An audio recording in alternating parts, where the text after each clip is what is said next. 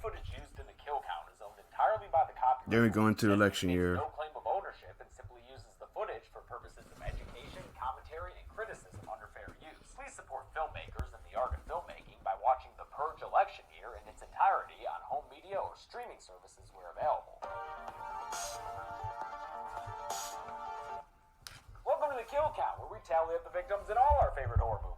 I'm James A. Janice, and today we're looking at the Purge election year, released in 2016, an actual election year in the U.S. So you know this movie had some bomb-ass SEO. Election year takes place nearly 2 decades after the first 2 films and depicts a country torn in half. Okay, so it's in 2 decades, so it's been 20 years. Over the Purge. While it continues to show the street-level perspective we saw in Anarchy, election year also explores the political machinations behind the Purge, increasing the stakes from the lives of a few characters to the very moral fiber of the United States of America. Like the other Purge movies, election year also has an insanely high body count. Can this populist newcomer of a film beat the establishment Belko experiment for most kills on this channel? Let's find out and get to the election, or the kills, the election year kills. So how big is it gonna be? Mark Bowling lambing out before Ray Davis's bass tones take over. Since this funky Purger's got a real type of thing going down, getting down. He explains in a real weird voice acting delivery. My Purge playlist. I put a lot of thought into it, especially this survival tune. I like how you say a Purge playlist. He sounds like an exasperated side character on The Simpsons, but this dude is no Gil Gunderson. He's a sadistic home invader who tells the mother of this unfortunate nuclear family that she has to choose the one family member who gets to live. The rest are all getting googly-eyed to death. As we'll see, Mama Roan must have chosen her bespectacled daughter Charlie to live, so I'll go ahead and put the rest of the Roan family on the count right now, even though their deaths don't have it on screen. Instead, the cold open ends with a card putting us 18 years in the future, which is a bizarre fucking choice to me for reasons we'll see shortly. Yeah, because like nowadays it's moved on to 20 years, so this one's just take place the same day but different perspectives. This one's just moved up to 20 years. Now Charlie Roan, who you can tell is the same character because of her glasses, is a senator running for president on an anti-purge platform, a popular issue for the public after they've learned more about the new founding fathers' corruption. There are even outspoken anti-purge activists like this dude, Dante Bishop. Okay, now they gave him his name, the bloody stranger. Now they gave him his name. He's the now they call him Dante Bishop. Character formerly known as Stranger, who is yet again played by Edwin Hodge, even though he looks the same age. But fuck it, make it 18 years later. Charlie is played by Elizabeth Mitchell, aka Juliette Burke, Sawyer's true love. Don't at me, skate shippers. She's running against NFFA candidate Minister Edwidge Owens, who watches a report about her rising poll numbers with the rest of the party on a kick-ass George Washington portrait television. By the way, the report mentions that the NFFA has been in power for 25 So you know, in this one, they going to try to kidnap her and try to kill her. So here's the Purge timeline. The NFFA wins the 2016 election and starts the Purge the next year in 2017. The first 2 movies take place during Purges 6 and 7 in 2022 and 2023, and it's now around 2041, making this Purge number 2041. 25. Fucking the next year in 2017. The first Okay. The NFFA mentions I need to go back. I need to hear what he had to say because this is the weird number. NFFA has been in power for 25 years. So here's the Purge timeline. The NFFA wins the 2016 election. Okay, they won the 2016 election. And starts the Purge the next year in 2017. The first 2 movies take place during Purges 6 and 7. So they took place on 6 and 7. So this one started. Oh no, this one's the first Purge. This one started the first Purge. These 2 movies are like the 6 and 7. So this is the 6th year of the Purge, and this is the 7th year of the Purge. 7 in 2022 and 2023, and it's now around 2041, making this Purge number 25. So this is 2022. This is 2023. Okay, I get it now. I had to make it make sense now. Fucking nailed it. Hey there, Future James here, saying I didn't actually nail it, because it turns out election year actually takes place 18 years after the 6th Purge, the one in the original movie. Okay. Making the year 2040 and the Purge the 24th one. Okay. So this is the 24th one. This came out. This 18 years before this one. So sorry, my bad. And party boss Caleb Warrens has decided to celebrate the Purge's silver anniversary by lifting the restriction on government officials. In other words, this year you can purge a presidential candidate with impunity. It makes sense that he gonna do that just so they can kill her. Because it went to not to kill presidential like big government officials, but now a government official can't kill nobody. But now it went to government official can't kill people because the only reason why you're doing this is just to kill her. During a presidential debate wherein Owens defends the Purge, Charlie rails against it as a religion of murder. The Midnight Purge Mass, where our great NFFA leaders gather together and slaughter innocents. You know, actually, when you put it like that, how the fuck's the country even going along with this shit? Charlie Roan shows herself to be a firebrand populist who gets the audience to their feet and all but crowd surfs among them. That kind of behavior is vexing for her head of security, Sergeant Leo Barnes. So Leo is in here, even though he's supposed to be like more.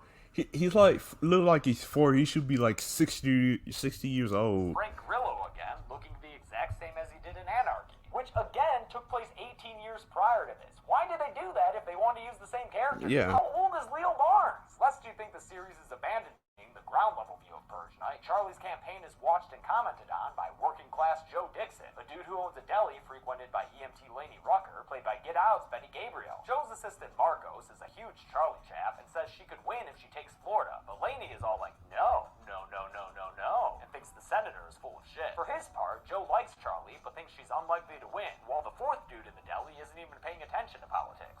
I'm thinking about waffles and pussy.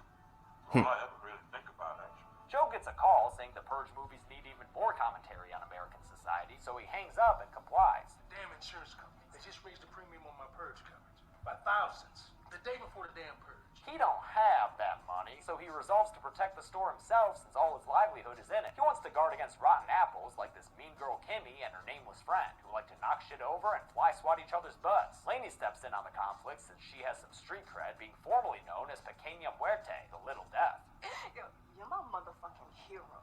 But now Laney's all like, don't do drugs and stay in school, so Kimmy leaves with some serious side-eye. Despite the announcement about government officials being fair game, Charlie refuses. I think they both were gonna come back and try to kill him. Leo's suggestion to get a safe house since it wouldn't be very populist of her. And already I just want these two to fuck. Talk about sexual tension. Leo does his best to secure Charlie's home with another member of the Rome campaign, Chief Cooper, and on the night of the big event, Leo locks down the house and they all settle in for some quality Purge Night programming that reminds the viewers no one is immune tonight. Must be sweeps week. Sirens blare all around our nation's capital as the Purge officially begins. Charlie pulls Leo away from his security buddy Eric, or should I say Bluetooth Eric, and orders him to have a drink with her. Just fuck already. The drink is just water, but they still open up and talk about their equally tragic backstories. Leo says he nearly made a huge mistake on Purge Night and believes in the senator's mission to get rid of the holiday. Meanwhile, Laney is spending her Purge Night, as always, driving around in a triage van with her friend Dawn, looking for people they can help out. Like this guy, who jump scares them at their window and, oh, now they're... Oh shit, it got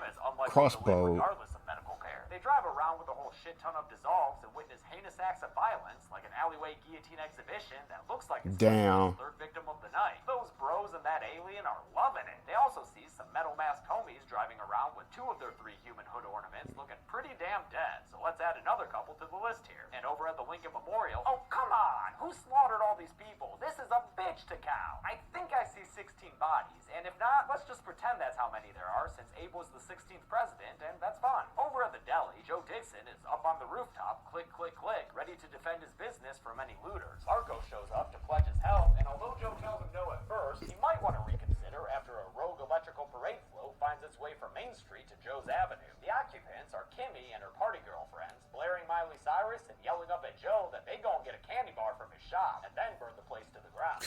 Y'all doing all this just to get a candy bar. Okay. Marco shoots Kimmy's ear off, and the girls take off, promising to be back later. Yeah, maybe let Marco stay with you, Joe. Back at Charlie's home, Chief and Bluetooth Eric are up to some shady shit, manipulating the security cam footage and telling other guards to go take a break from their duty. So both of them two are working with the other guy. A trio of guards outside join the kill count when they're all shot in the head, along with another trio of guards that Leo sees killed on the security cams after he quickly figures out the Saw 2 style trick that Chief was trying to play with the recorded footage. The murderers are a group of armored guys wearing white power and Nazi patches that Bluetooth Eric lets into the house, because, you know, there's some very fine people on both sides. Inside, they shoot another three guards who were just standing there watching TV, so, you know what, maybe that one's kind of on them. Leo rushes into action, giving the senator a vest to wear and telling her they've been betrayed. Bet a kiss would make things better. Instead, they go through Leo's secret escape hatch under the rug and make it outside to into an alley. Now, maybe some celebratory lovemaking? Nah, no time for that. Leo has to take out his other little stabby thing and shank a couple of fucking Nazis with it after beating the shit out of them. Good job, Leo. I hate DC Nazis. Head Nazi Earl Danziger is pretty pissed. They literally dressed up like Nazis. About the senator's escape and leaves in a huff right before one of his dudes sees Charlie and Leo from the window and shoots at them. He's able to hit Leo in the shoulder and takes him down. So That Leo dude got takes hit in out the his shoulder cell like phone in and the connects to a briefcase in the bomb second Charlie's movie. office. Leo detonates it and kills a handful of people in the room, including Bluetooth Eric Down. and 2 of the 3 armored Nazis in there, because later we find out one of them lived. On their way through the streets of DC, which is burning like it's 1812 all over again, Leo and Charlie see a Purge sanitation services truck telling folks to bring out the dead, and it looks like they've already got 5 bodies collected. At least that's how many are visible to me. After the truck drives away, the 2 of them run away holding hands just to torture me some more. They're pursued by a drone that looks straight out of a special edition Star Wars movie, but after Charlie intimately whispers to Leo that it's flying right behind them, he shows her that he knows how to use that gun of his. Bullseye, Sergeant. Leo shows off his shooting skills some more. What the hell? They do. Captain Spaulding They just fake like it.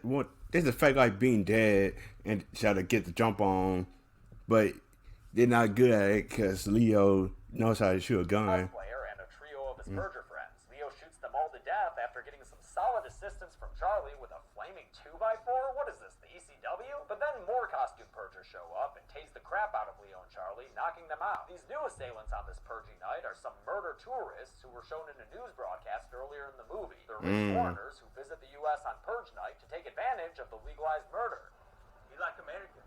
We're very excited. I guess it's like how us Michiganders would head over to Canada on our 19th birthday to legally drink. Only, you know, just a little more murdery. These fair weather flag flyers get all up in Leo and Charlie's faces just down the street from Joe and Marcos. We love you, America. America is the greatest country. Oh, so Joe and Marco are going to save both these two. Before they can make do on their threats of torture, they're lit up by the deli boys just unloading their guns on them. In the end, after they all get shot, I count 8 dead bodies on the ground around Leo and Charlie. Joe and Marcos approach the senator and bodyguard to tell them, hey now, it's alright. They all go back to the deli, where Leo secures the area, and Charlie thanks her heroic constituents. At Joe's prompting, Marcos tells her that she needs Florida to win, as if that hasn't been painfully obvious since we all learned what a hanging Chad was. Charlie wants Leo to take his jacket off and get his bullet wound cleaned up, but he tries to argue that he's fine. You're not.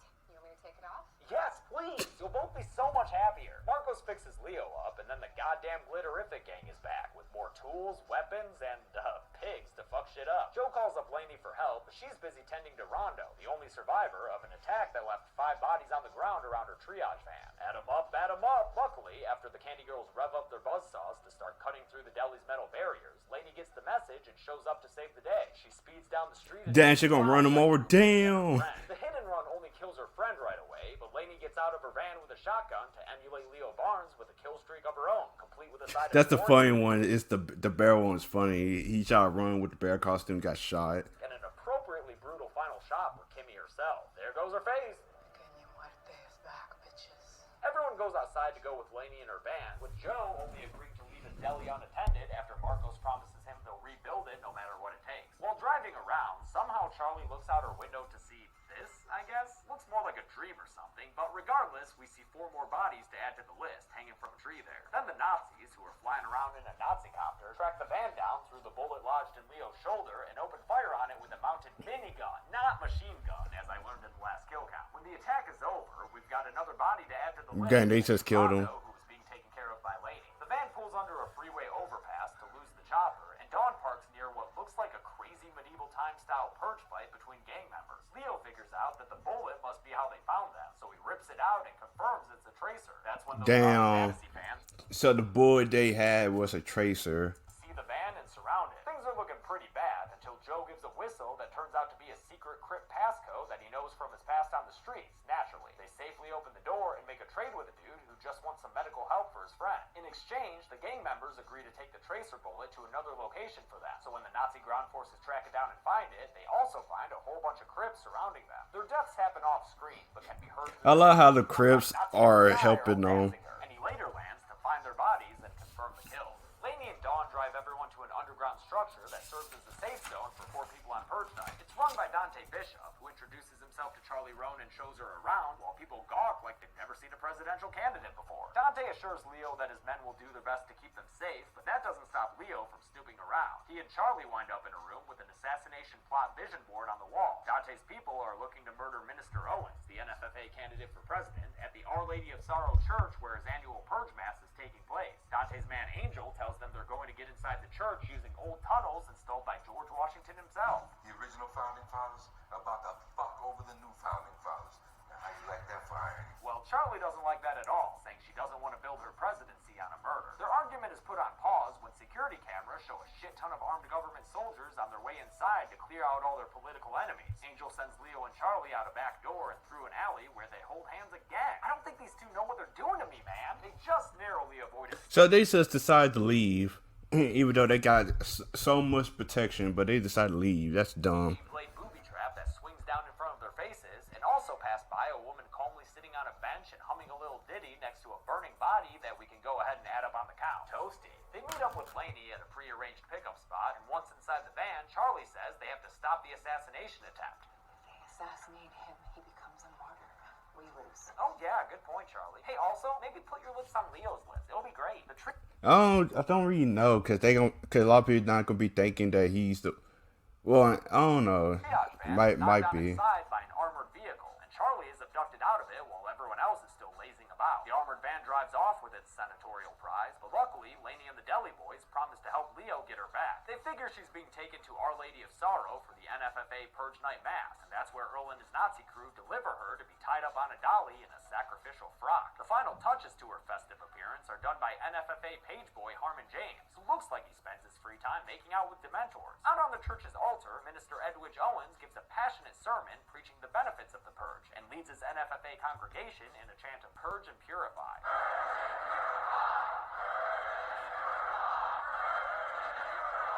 Harmon James brings out another dude tied to a dolly named Lawrence, who the minister says will make a healthy purge sacrifice for them and all their weapons blessed with holy water. Harmon gets the honor of being the first purger of the evening, and the skeletal lickspittle stabs Lawrence over and over with a short blade, while Minister Jones gets super fucking into it behind him. Shit, maybe these two are the ones that need to kiss.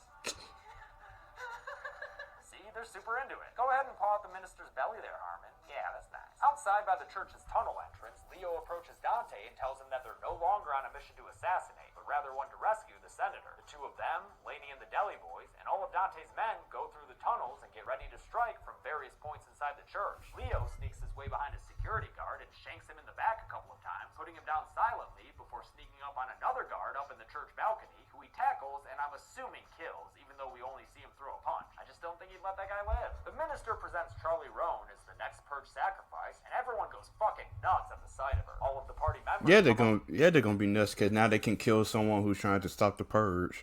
On stage, while the minister blesses Charlie with holy water, and head of NFFA Caleb Warren steps up to get the first stab in. But right after he finishes blessing America, a nation reborn, Marco shoots a rifle from the balcony and lands a headshot on Caleb Warren's, murdering him and really messing up the whole altar sacrifice thing they had going on. A shootout occurs, giving us another real not fun scene for kill counting. But through my exhaustive frame by framing, it looks as though 11 people get killed during it, including 9 security guards, a woman trying to flee down the aisle, and NFFA Press Secretary Thomas, who tries to stab Charlie while she's down. During all of this, Minister Jones manages to escape with some guards, and Harmon James keeps his cool and collects a couple of guns before making his exit. He just went calm and just left. An unholy spray of bullets, but after our heroes take cover, they hear new gunshots ring out, followed by silence. When they look again, they see Dante Bishop and his forces standing over the bodies of all those replacement guards. And since it looks like this one got bigger depths than the other two. Them all, I'll add 15 kills to the count, since I think that's how many guards ran out and started shooting up into the balcony before everyone took cover.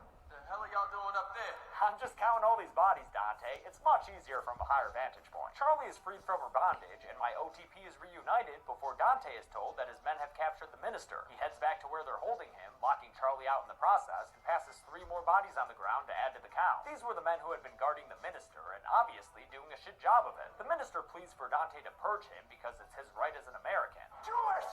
Do it! Yes! Yes! But instead, Dante capitulates to the senator's pleas for peace. You better fucking win. After they find a bunch of I like say you better fucking win this whole thing. Go out to the parking garage only to get attacked by Earl and his Nazi gang, who managed to kill the 2 dudes Dante is with while injuring him pretty badly. Leo runs out and provides some cover fire that allows Dante to hop a car that he hotwires in no time. He puts the pedal to the metal and serves himself up a double order of crushed Nazis, killing them by hitting them against the wall. Unfortunately, he missed Earl, who shot Oh his car and no, killed him. Dante died. No, they killed Only Dante. person to have been in all 3 Purge movies. Rest in peace, Dante. Your character arc gave this trilogy a spine. Earl runs out of bullets. It has to be that guy, Leo sets his on the ground to have a good old-fashioned knife Commander fight. It's a Nazi. cool battle that took them 5 hours to shoot, and because of Hey, it took them 5 hours to shoot this whole fight. He did all his own stunts in this and every other scene in the movie. Eventually, Leo's little stabby puncher guy lets him get the upper hand. Up to Oh, it's just stabbing this fucking guy. Oh, he sliced his face. a few more stabs gets Danziger down to his knees, and with his strength all out of him, Leo finishes off the head white supremacist with a hold-back high kick roundhouse to the face. Killed with a kick. I did not see that coming. In the back room, one of the people that Charlie helps rescue makes a frantic run for an exit, only to find pointy-faced Harmon James at the door, who shoots him dead with a shotgun. Talk about an emotional roller coaster for that dude. Harmon also shoots Marcos in the shoulder, but when he goes to shoot Senator Roan with a handgun, Joe gets in the way, and the 2 men trade shots back and forth, both of them taking a whole bunch of bullets before Harmon is killed with a whole Headshot. Joe's friends all gather around him as he bleeds out, and he tells them Yeah, it kind of makes sense. They're gonna kill Joe off because let's be honest, it looks like they was about to kill him off anyway. everything will be fine as long as the senator wins and changes things. Clutching Marcos's hand, Joe Dixon succumbs Yeah, to his wounds and dies. it was obvious that he was dying. I should have known. Wound up protecting the most important sandwich of all, the hero that is Senator Charlie Roan. 2 months after the Purge, it's election day, and we're finally seeing some development on the sexiest will they won't they you've ever seen in a dystopian action horror film. Marcos watches the results come in as an anchor announces Florida for Charlie Roan, which seals the deal and gives her the election. So Charlie won the election. Probably because her blue wall held. Oh, also because looks like Texas went blue. That'll pretty much do it. Her first order of business is announced as the elimination of the Purge, as Lainey here's on her way in to check the results. So the Purge ended in election year. So she stopped the Purge, but in these two movies, I think this is the ones that kind of like. This one's just showing who started how the Purge started. I don't know what was about. I don't know what it is about Forever Purge. That one gonna be interesting. Tomorrow to help him fix up the deli some more, and looks at Joe's coach-like portrait on the wall before leaving. The movie ends with Marcos admiring the stars and bars as the news reports violent pro-NFFA protests, and David fucking Bowie kicks in to sing about how he's afraid of Americans. Go look that song up, because it's dope as hell. And in the meantime, I'll show you these numbers. I voted. 116 people. 116 people. Year, meaning the Belko experiment has finally been usurped as the top kill count champion. America, fuck yeah! Like all purges, the victims were full of ambiguity. I counted 82 men, 8 women, and 26 unknowns, meaning as per usual, a whole bunch of dead dudes. With a runtime of 108 minutes, we actually wound up with a kill on average every 56 seconds. What Dang. the fuck? I'll give the golden chainsaw for coolest kill to those guillotine victims in the alleyway, since they're being killed by a guillotine in an alleyway. That's insane. Dull machete for lamest kill can go to Joe, since he got killed by some dude who all of a sudden became the main bad guy for a minute. Yeah. Fuck off, Harmon James. Go write a manifesto and a Facebook post. And that's it. The Purge election year came out in 2016 and made the most money of any Purge film yet, which is probably why we've got a new one, the first Purge, hitting theaters next week on the 4th of July. Go see it to support the series, and I'll cover it after it comes out on Blu-ray, because again, that's how these videos work.